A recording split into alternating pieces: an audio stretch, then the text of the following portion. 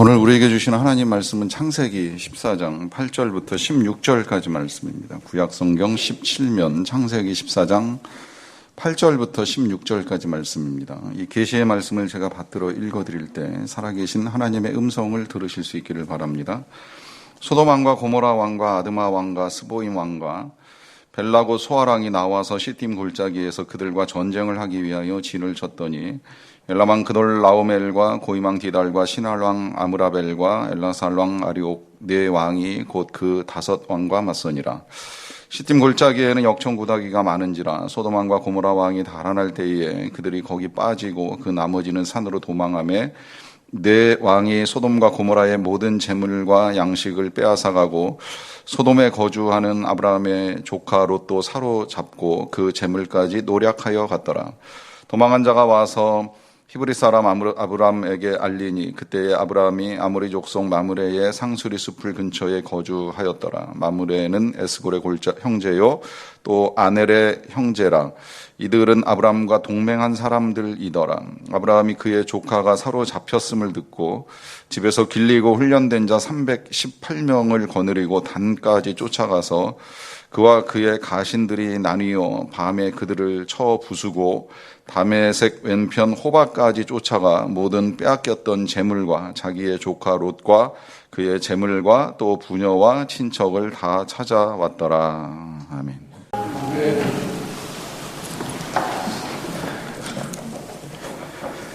지난 한 주간 동안에 우리나라 관계된 이 소식들 중에 하나님께 감사하기 쉬운 소식은 거의 없었다 하는 생각이 듭니다. 이미 시작된 이 한일 무역 분쟁 해소하기 위해서 대표단이 WTO에 다녀오는 일은 있었지만 가시적인 결과는 없었던 것으로 알고 있고요. 그러던 중에 중국과 러시아의 비행기가 우리 영공에 들어오는 일이 있었고 그 와중에 또 일본은 독도가 자기네 땅이라 하면서 오히려 이제 우리의 마음에 어려움을 가중시켰습니다. 한동안 잠잠했던 북한이 다시 탄도 미사일을 쏘는 일과 더불어서 우리가 도와주겠다고 하는 쌀까지 거절하는 일이 있었고요. 미국은 볼턴이 방문하면서 남기고 한 이야기는 방위비를 늘려달라는 것과 또 호르무즈 해협에 파병해달라는 것과 그 이후에는 또 우리나라가 이 세계 무역관계 속에서 개도국의 혜택을 받고 있었는데 이제는 그 혜택을 중단해야 된다 하는 소식이 들려왔습니다. 국가적으로 관계의 기근 속에 있다 하는 생각이 듭니다. 이런 일뿐만이 아니라 지난주에 말씀 듣고 난 이후 여러분들 관계 속에 꼬여있는 실타래들은 어떻게 풀렸는지 모르겠어요. 아니면 여전히 기근 속에 있는지도 모르겠는데요. 누구도 이런 어려움을 원하지는 않는다고 생각을 합니다. 우리나라의 통치자도 국민들도 또 한 개인으로서도 이러한 우리의 평화를 위협하고 안정을 흔드는 이 삶의 상황들을 소망하지는 않습니다. 또 개인적으로 다른 누군가에게 상처를 받고 마음의 아픔을 지니고 살아가는 일을 원한다 하는 분은 안 계실 거라고 생각을 합니다. 이제 그러하기 때문에 항상 이런 일에 직면하게 되면 우리가 하나님께 질문을 하게 되는 일이 있습니다. 왜 이런 일이 우리에게 있어야만 합니까? 인류는 이러한 문제들을 해결하기 위해서 많은 노력을 기울여 왔습니다. 원인을 찾고 또 답을 찾기 위해서 특별히 사람의 삶을 가장 힘들게 했던 질병과 죽음의 문제를 해결하고 연장하기 위해서 엄청나게 과학을 발전시켜 왔습니다. 그래서 많은 의학과 약학이 병의 원인을 밝혀내고 또 처방과 치료를 통하여서 인류의 삶에 많은 건강을 가져다 주는 일이 있었습니다. 그럼에도 불구하고 여전히 죽음은 해결되지 아니하는 과제로 우리 앞에 놓여 있다는 걸 인정할 수밖에 없고요.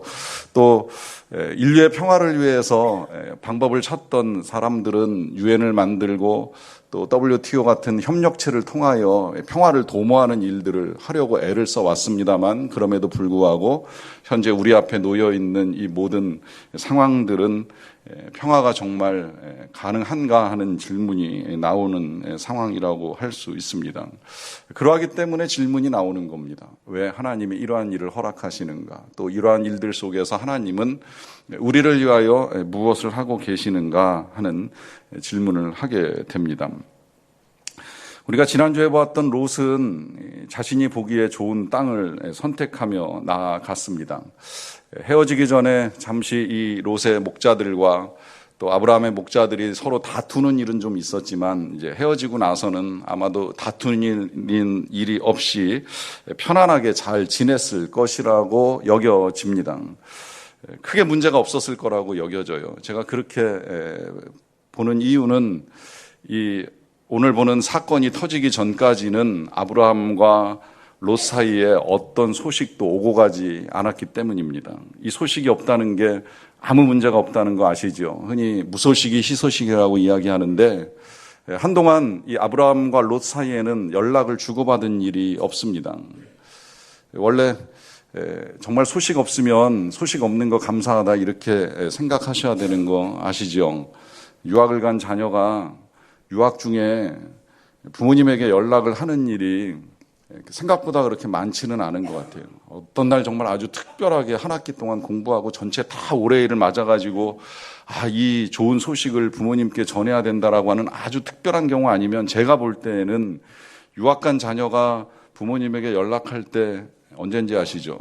돈 떨어졌을 때, 용돈이 필요할 때, 뭔가 하고 싶은 거나 사고 싶은 것이 있는데 자기에게 지금 주어진 것으로 부족할 때 그때 이제 연락합니다. 이게 꼭 유학뿐만이 아니라요. 군대 간 자녀도 군 생활 편하면 웬만하면 집에 전화하고 편지하고 잘 안 해요. 근데 군 생활이 고달프면 연락을 하게 돼 있는 거예요. 이게 심지어는 이번에 보니까 뭐 이번뿐만이 아니라 언제나 그렇지만 성경학교하고 수련회 할 때 아이들이 수련회 가가지고 성경학교 가가지고 막 굉장히 은혜 받고 막 크게 감동받고 성령 충만해가지고 엄마 나 은혜 받았어 이렇게 전화하는 애들 있었어요? 거의 없죠. 언제 전화해요? 힘들 때 전화하는 거예요. 같이 놀 친구가 없거나 밤에 자야 되는데 잘 시간 다 됐는데 잠이 안 오거나 그러면 전화하는 거예요. 그러니까 애들 성경학교 보내고 수련회 보내고 나서 전화 오면 이게 별로 썩 기분 좋은 전화가 아닐 가능성이 굉장히 많은 거예요. 다치거나 아프거나 힘들거나 괴로울 때 이제 연락을 하게 되는 거니까 이런 일 아니면 연락 없으면 잘 지내고 있다 이렇게 생각하면 되는 거예요. 특히 자녀를 떠나보내게 되면 더 그렇습니다. 뭐 유학을 보내든 군대를 보내든 이민을 보내든 결혼을 시키든 아이들이 떠나 있을 때 떠나간 자녀로부터 아무 소식 없으면 이 녀석이 전화 한 통 없네, 연락 안 하네 이렇게 생각할 필요도 사실은 없는 거예요. 그냥 알아서 잘 지내고 있구나, 아무 탈 없구나, 별일 없구나 이렇게 생각하면 되는 겁니다. 그런데 연락이 오면 이제 문제가 생기는 거예요. 아브라함과 롯 사이도 그랬다고 여겨집니다. 뭐 당시에는 연락을 주고받는 일 자체가 더욱이 어려웠기 때문에 연락을 주고받는 일이 없었다라고 생각을 합니다만은 어쨌든 서로 연락을 주고받지 않고 그동안에 잘 지냈다라고 볼 수 있겠는데 문제는 어느 날 갑자기 이 아브라함에게 조카 롯의 소식이 들려옵니다. 근데 그 소식은 역시나 아주 안 좋은 소식이었어요. 롯이 살고 있었던 소돔에 전쟁이 일어났고 그 전쟁으로 인하여서 롯이 사로잡혀 갔다라고 하는 소식이 들려오게 된 것입니다. 이 전쟁은 롯하고는 사실 아무런 상관이 없어요. 그 당시에 전쟁이 이제 오늘 본문에서 보면 이 5개국 동맹과 4개 나라의 동맹이 연합해서 싸우는 전쟁인데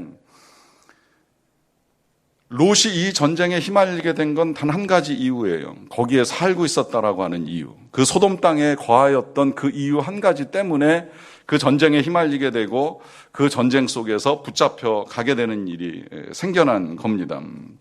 이게 우리가 살고 있는 세상이라고 보셔도 틀리지 않습니다.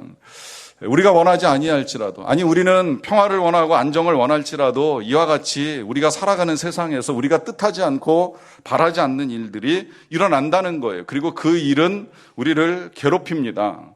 그러한 일들이 일어나는 원인은 정확하게 진단하기는 어렵지만 이렇게는 말할 수 있을 것 같아요. 일단 사단이 악하기 때문이고 세상이 악하기 때문이고 사람들이 악해서 일어나는 일들입니다. 그러하기 때문에 그 악함 속에서 우리가 원하지 않는 일에 휘말리고 고통을 당하는 일이 있을 수 있다라고 하는 것입니다. 더더군다나 롯은 우리가 지난 시간에 볼 때에 자신이 보기에 좋은 선택을 했어요. 이곳으로 가면 애굽 같고 에덴 동산 같아서 이 정도면 넉넉하고 평안하게 잘 살 수 있을 것이라고 하는 그런 마음을 가지고 선택을 했습니다. 이게 위험하다고 말씀을 드렸던 이유가 이제 오늘 나오는 거예요.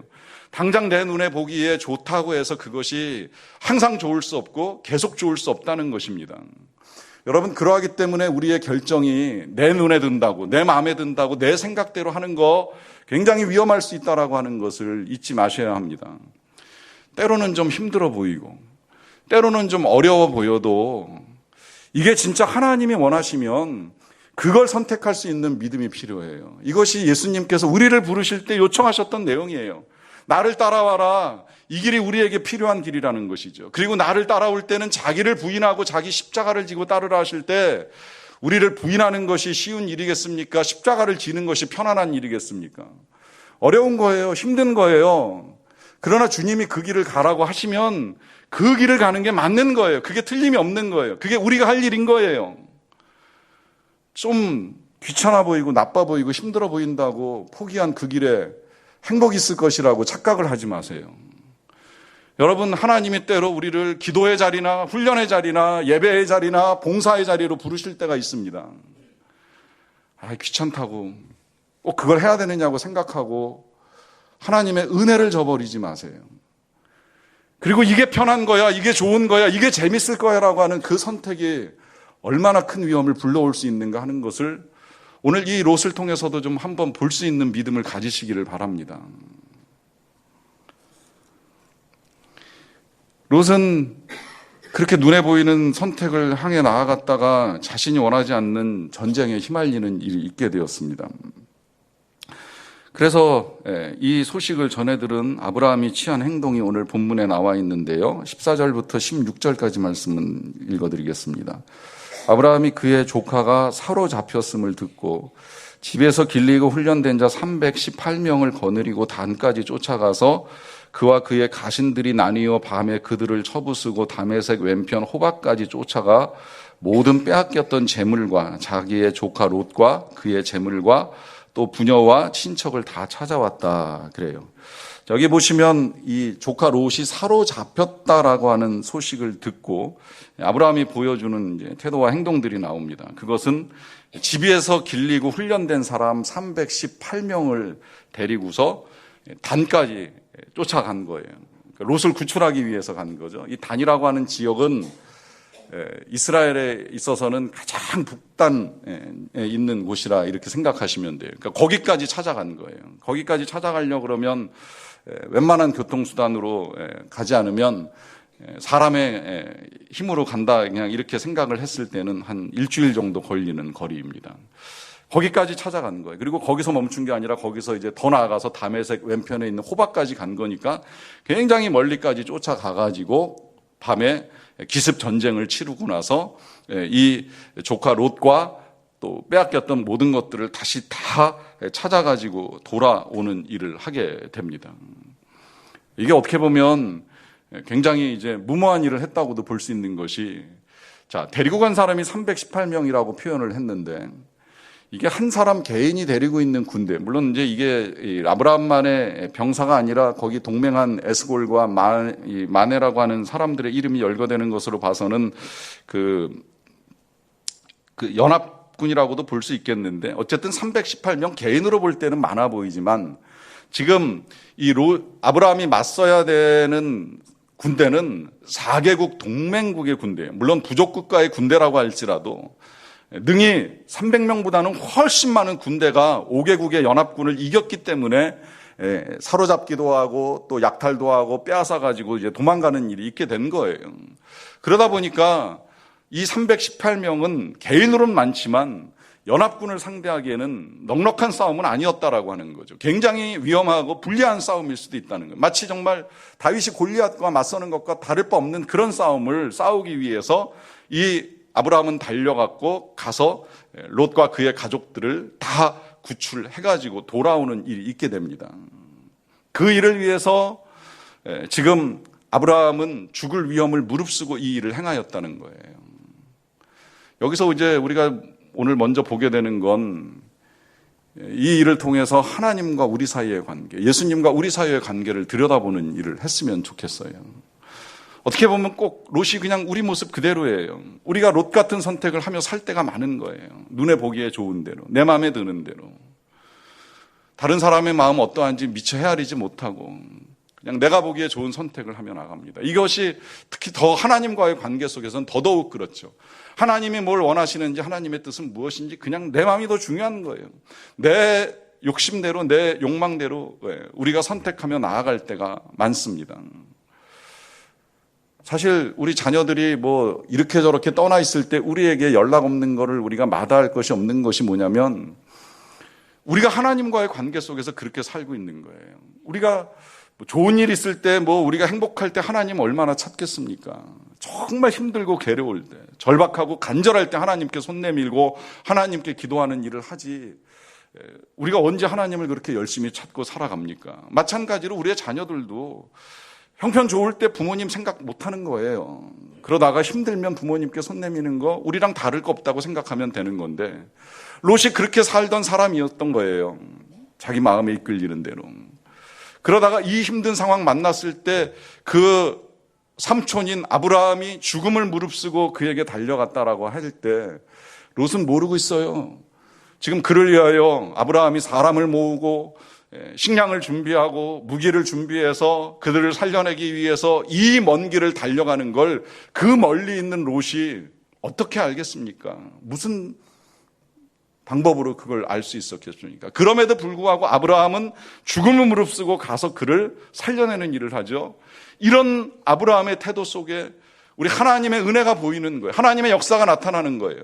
우리는 우리의 죄가 얼마나 심각한지, 이 죄를 해결하고 구원을 받기 위해서 우리가 할 수 있는 것이 아무것도 없다는 사실을 모르고 있음에도 불구하고 하나님은 우리의 구원을 이루시기 위하여 예수님을 이 땅에 보내주셨는데, 그 예수님이 이 땅에 오실 때는 죽음을 무릅쓰고 오신 것이 아니라 죽기 위해 오셨어요. 그의 죽으심으로 우리를 살리기 위해서 오신 거예요. 우리가 알거나 모르거나 깨닫거나 못하거나 우리를 살려야 된다라고 하는 그 마음을 가지고 이 땅에 오셔서 실제로 고난을 당하시고 죽는 일까지 하시면서 우리를 살려내 주신 것입니다. 이와 같은 사실을 우리가 바라보는 것이 우리에게 필요한 건, 이것이 우리가 하나님을 신뢰할 이유가 되기 때문입니다. 왜냐? 이 롯과 아브라함의 관계를 저는 그렇게 좋게 보지를 않아요. 왜냐하면 헤어질 때 어쩌면 서로의 마음속에 각각의 섭섭함이 남아있을 수 있다라고 생각이 듭니다. 이 사람의 헤어지는 과정이 그래서 만남보다 힘든 것인데, 헤어질 때 쿨하게 헤어지는 게 정말 쉽지는 않아요. 이 아브라함과 롯도 그랬을 거라고 생각이 들어요. 왜냐하면 같이 잘 다녔어요. 그 옛날 먼 길을 정말 여기저기 옮겨 다니면서 잘 살았잖아요. 그러다가 어느 순간 좀 이제 비좁고 답답하다 이런 상황에 놓이니까 먼저 아브라함이 찾아와가지고 나를 떠나라 그래요. 떠나라고 하는 이유와 사연은 이해되지만 어쨌든 가라 그러면 기분 나쁜 거예요. 헤어질 때가 되면 마음이 어려운 거예요. 그러는 상황에 또 롯은 자기가 먼저 좋은 곳을 선택해서 나갔으니 이 아브라함의 마음도 그렇게 편안할 리는 없을 것처럼 여겨지는데, 이런 상황 속에서도 아브라함은 롯을 도와줍니다. 롯을 위하여 죽음을 무릅쓰고 전쟁을 치릅니다. 그리고 그를 살려냅니다. 여러분, 우리 하나님은 분명히 우리를 사랑하십니다. 우리를 귀히 여기십니다. 이 삼촌 아브라함이 롯을 사랑하는 것 이상으로 우리를 사랑하시는 우리의 아버지 하나님이십니다. 그러하기 때문에 우리 하나님이 우리를 도우시는 건 너무나도 분명하고, 그래서 우리가 하나님을 신뢰할 수 있다고 하는 것입니다. 뿐만 아니라 잘 생각해 보면 원래 이 롯은 하나님께서 선택하신 백성이 아니에요. 하나님은 아브라함의 가문만을 선택하셨어요. 그래서 본토 친척 아비집을 떠나라고 말씀하신 거예요. 그런데 어찌하다 보니 이 롯이 함께 움직이게 됩니다. 그러면서 아브라함이 얻은 것의 일부를 나누게 되고, 그래서 이제 이 롯도 넉넉하고 풍족한 삶을 살게 되는데, 이걸 통해서도 우리가 이런 사실도 알 수가 있어요. 하나님의 사람 아브라함 때문에 롯이 복을 받는다는 거죠. 롯이 은혜를 받는 거예요. 이것이 하나님께서 우리 아브라함에게 너는 복이 될지라고 말씀하신 말씀의 의미입니다. 하나님의 사람이 그냥 우리라고 생각하시면 더 좋아요. 우리가 하나님 잘 믿으면 우리를 통해서 우리 주변에 있는 사람이 복을 받는 거예요. 아브라함 때문에 롯이 부유하고 풍성한 은혜를 누리는 것처럼 하나님의 사람이 하나님만 잘 믿어도 그 복과 은혜가 하나님의 사람을 통해 하나님이 택하지 않은 사람들에게까지 흘러가는 역사가 나타납니다.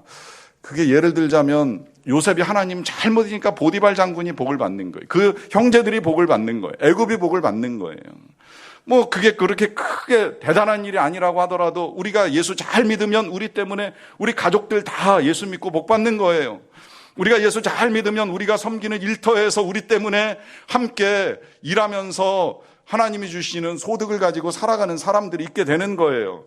우리가 열심히 섬기면 우리가 섬기는 일들을 통해서 믿음으로 자라가는 아이들이 복을 받는 거예요. 이게 하나님이 만들어 놓으신 원리예요. 그렇기 때문에 롯이 하나님의 택함 받은 백성이 아닐지라도 그 삼촌 쫓아다니면서 넉넉해서 견딜 수 없을 만큼의 복을 받는 은혜가 있게 되는 것이지요. 이와 같이 택함 받지 않았던 롯도 그와 같은 은혜를 받았다면 여러분 우리는 하나님이 택하시고 하나님이 구별하신 하나님의 백성입니다. 하나님의 자녀입니다. 그러면 그런 우리를 하나님이 책임져 주시기에 그와 같은 하나님을 신뢰하는 건 너무나 당연한 일이라고 하는 말씀을 드리는 겁니다. 그런데 이제 이 일이 진행되는 과정에 우리가 지금 보는 것처럼 롯이 좀 힘들었어요. 생각지 아니한 전쟁에 휘말리는 일이 있었고 또 아브라함도 그렇다고 뭐 쉬웠던 건 아니에요. 저는 개인적으로 아브라함 대단하게 생각하는 것이 이렇게 군대를 이끌고 이 전쟁에 가는 일에 갈등이 없었을까, 그 마음에 어려움이 없었을까 하는 생각을 해보는 겁니다. 나쁘게 보면 그 녀석 좋은 거 찾아가더니 그런 일 겪네 이렇게 생각할 수도 있는 거고 뭐 그 정도까지는 아니라도 개인적으로 갈등 생기죠. 왜냐하면 이거 내가 가서 조카를 찾아올 수 있을까? 나의 군사는 300명밖에 안 되는데 그 4개 나라의 동맹국과 전쟁을 해가지고 정말 조카를 데려올 수 있을까? 오히려 조카 데리러 갔다가 내가 죽게 되는 건 아닌가? 이런 불안감과 염려가 왜 없겠습니까? 그런 두려움이 있었을 거라고 생각이 들어요. 그럼에도 불구하고 이 아브라함은 이 조카 롯이 사로잡혔음을 듣고서 주저하지 않고 가는 거예요. 달려가는 거예요. 아무리 멀어도 가는 거예요. 가서 그를 찾아옵니다. 데리고 옵니다. 자, 이 일이 끝나고 나서 돌아왔을 때 이 아브라함을 환영하는 두 사람이 성경에 오늘 이제 보이는데 거기까지 우리가 읽진 않았습니다만은 그 한 사람은 이제 소돔의 왕이 환영을 했고요. 또 한 사람은 이 전쟁을 함께 치루었던 5나라에 속해 있지 아니한 사람 하나가 오늘 성경에서 좀 뜬금없이 등장을 해요. 그는 살렘왕 멜기세덱이라고 이야기하는데 소개된 내용을 좀 보겠습니다. 19절입니다. 그가 이게 멜기세덱이 이야기하는 거예요. 아브라함에게 축복하여 이르되 천지의 주제이시오 지극히 높으신 하나님이여 아브라함에게 복을 주옵소서. 너희 대적을 내 손에 붙이신 지극히 높으신 하나님을 찬송할지로다 하매 아브라함이 그 얻은 것에서 10분의 1을 멜기세덱에게 주었더라 그래요. 자, 이 살렘왕 멜기세덱은 정확하게 지금 누구인지 앞서 이 14장 앞부분에는 나오지 않습니다. 그런데 갑자기 여기 나와가지고 아브라함을 환영하면서 지금 이 아브라함을 위하여서 축복도 하고 또 아브라함을 위하여서 당부하는 내용도 이제 우리가 볼 수 있는데 나중에 신약 성경 히브리서 7장에 가서 보시게 되면 이 살렘왕 시작도 없고 끝도 없고 족보도 없고 정확하게 알 수는 없는데 이제 소개해 주기는 하나님의 아들과 같은 사람이다 그래요. 그러다 보니까 이제 나중에 후대 신학자들이 이 창세기와 신약을 연결해서 이 살렘왕 멜기세덱이 구약에 나타난 예수님의 모형이 아니겠느냐 이제 이렇게까지 설명을 해주고 있어요. 뭐 어떻게 되든 간에 분명한 건 이 살렘 왕이면서 또 한편으로는 하나님의 제사장이라고 일컬어지는 이 사람이 이 전쟁을 끝내고 돌아오는 아브라함을 맞이하면서 해준 것이 굉장히 중요한데 그거 첫 번째는 이 아브라함을 축복해 준 거예요. 하나님께 다시 한번 복을 구하는 일을 해준 것이고요. 그와 더불어서 하는 말이 중요한 것인데, 아까 그 20절에 이렇게 말하잖아요. 너희 대적을 내 손에 붙이신 지극히 높으신 하나님을 찬송할지로다. 그래요. 이게 무슨 말이에요? 지금 아브라함이 318명을 데리고 가서 전쟁을 치르고 조카와 그 가족들과 모든 것을 다 되찾아 가지고 올 수 있는 것은 어떻게 된 일이라고 말하는 거예요? 하나님께서 하신 일이라고 말하는 겁니다. 하나님께서 하신 일. 이거 굉장히 중요합니다. 왜 중요하냐? 이게 우리의 믿음이기 때문이에요. 여러분, 믿음은 다른 거 아니에요. 믿음은 우리가 살아가는 삶의 자리에서 드러나지 아니하시고 보이지 아니하시지만 하나님이 하셨다는 사실을 믿고 인정하는 게 믿음입니다. 내가 한 것 같지만 그것이 내가 한 것이 아니라 하나님이 하셨다는 걸 믿고 인정하는 것. 전쟁을 치르던, 공부해서 좋은 성적을 내던, 일을 해서 성과가 나고 수익이 나고 소득이 생기던, 교회가 세워지고 많은 사역들을 이루어 가든, 이게 우리가 하고 내가 하는 것이 아니라 하나님이 하셨다는 사실을 보고 믿는 것이 믿음이라고 하는 것입니다.